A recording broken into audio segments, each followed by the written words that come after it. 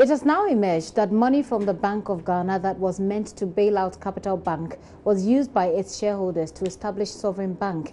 It also emerged the main shareholder of the bank went against Bank of Ghana regulations and used depositors' monies as what the central bank calls a, quote, personal piggy bank. A report commissioned by the Bank of Ghana also reveals how top managers at the central bank failed to act on the rot. Fifi Kumsin has more. According to the Bank of Ghana, there was a web of transactions involving insider parties, that is, directors, shareholders, and their related companies. A committee made up of board directors was tasked with the investigation of these transactions. The findings were as follows. The initial transaction implied woeful deceit at the conversion stage to a full Tier 1 banking license.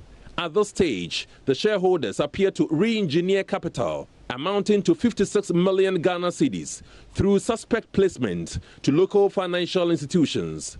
On 30th March 2016, the CEO of the Capital Bank wrote to the head of the banking supervision requesting that a non-existent investment of 482.4 million Ghana cedis, which included the 56 million Ghana cedis, should be converted into a 5-year debt. The Banking Supervision Department, in a letter dated June 3, 2016, referred it to the managing director of Capital Bank that the central bank granted approval in principle for the non-existent investment of 482.4 million Ghana cedis to be structured in a loan facility to be paid by the following shareholders over a period not to exceed 5 years: Ato Essien, Ohineba Ose Akoto, Stephen Encho, and Kingsley Atagansa. According to the report, the action granted by the Bank of Ghana could have been avoided in 2015 when the risk assessment report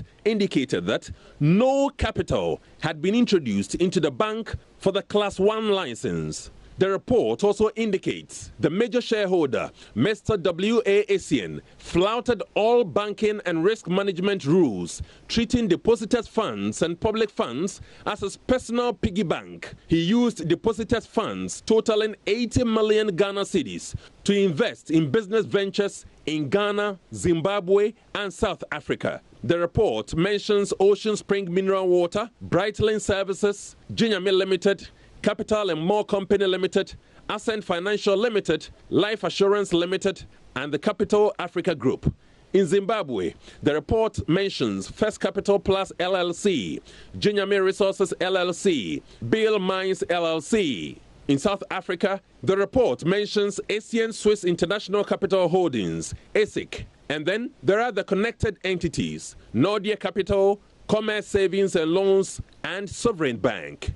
Following concerns of liquidity challenges at Capital Bank, an emergency board and ESCO meeting was held on 13th October 2015, which reflected management concern of how bailout money was being handled by a board member. A review of the Executive Committee, ESCO, and emergency board minutes reveals that the liquidity support issued by the Bank of Ghana was being handled by a board member.